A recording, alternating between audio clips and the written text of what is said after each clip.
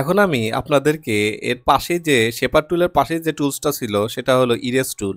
তো ইরেজ টুল সম্পর্কে আমি আলোচনা করব। তো ইরেজ টুল আগে কোনো কিছু ইরেজ করার কাজ যেহেতু লাগে, তো কি ইরেজ করবো এখানে যেহেতু কিছু নাই, তো একটা কিছু শেপ নিলাম আমি, নিয়ে এখানে আমি ইরেজ করা যেখানে আপনি মানে মুছে ফেলতে চান সেখানে ডিরেক্ট মুছে ফেলার মতো কাজ করে। এখানে ক্লিক করে আপনার এখানে ব্রাশ পাবেন, একটা এই ব্রাশ বা ইরেজার পাবেন, এটা কি বলা হয় ইরেজ টুল।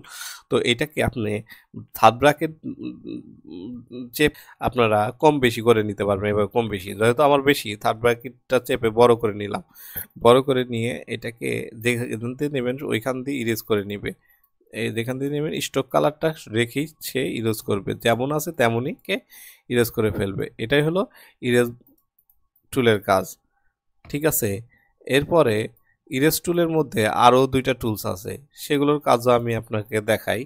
সেটা হলো এইটাই নিলাম আমি। তো এইটা নিয়ে এটার মধ্যে আরও যে টুলস আছে এটাকে আমি একটু এখানে রাখলাম, রেখে একটা আছে সিজার টুল, এটাকে বলে সিজার টুল। এই সিজার টুলকে কাজ হলো যে কোনো কিছুকে কেচির মতো কেটে ফেলা, যেমন আমি এখান থেকে এখানে কেটে ফেলবো। তো আমাকে প্রথমে এই পাতের উপরে ক্লিক করতে হবে, তারপরে এই পাতের উপরে ক্লিক করতে হবে এবং দুইটাকে কেটে গেছে, এই যে যেমন কেটে গেছে। এখানে কিন্তু আর পাত নাই, যেমন এখানে পাত নাই, পাত সহ কেটে গেছে। এই হলো ইরেজ টুলের কাজ, পাত সহ কেটে যাবে, ঠিক আছে। তো এভাবে আপনি যদি এটা স্টক কালার অফ করেও দেন, তারপরেও এইখানে যদি ক্লিক করেন এই ই তারপরে এখানে একটা ক্লিক করেন, এই এটা কিন্তু দুই ভাগ হয়ে গেছে। এটাই হলো সিজার টুলের কাজ। এরপরে আরেকটা অপশন আছে, সেটা হলো নাইফ টুল। নাইফ টুলের কাজ কি, যে কোনো একটা শেপ নিলাম, শেপটা কাটার ক্ষেত্রে এটা ব্যবহার করা হয়। যেমন এটা সিলেক্ট থাকা অবস্থায় আপনার এর কেক কাটার মতো কেটে ফেললাম, এক ভাগ, দুই ভাগ, তিন ভাগ, এটা ড্রাগ করে ধরে শিফট ড্রাগ করে দিলে সমান হবে। আর এমনিতেও আপনি এভাবেও যেদিকে শেপ নেবেন এভাবে এভাবে ওইদিকে কাটবে। তো রাইট বাটন ড্রাগ করে ধরে কাটতে থাকবেন।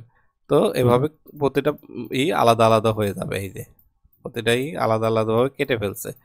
তো এটা আর হলো ইরেজার বাটনের মধ্যে তফাৎ কি, এটার কাজ হলো যেমন এটা ইরেজ ইরেজের কাজ হলো যেখান দিয়ে নেবেন সেইখান পুরাটাকেই মুছে ফেলবে, কোনো ভিতরে বড় ছোট করতে পারবে। আর হলো এটার কাজ হলো পুরাটাকে কেচির মতো কাটা, এই এই ছুরির মতো কাটা, এটাই হলো তফাৎ।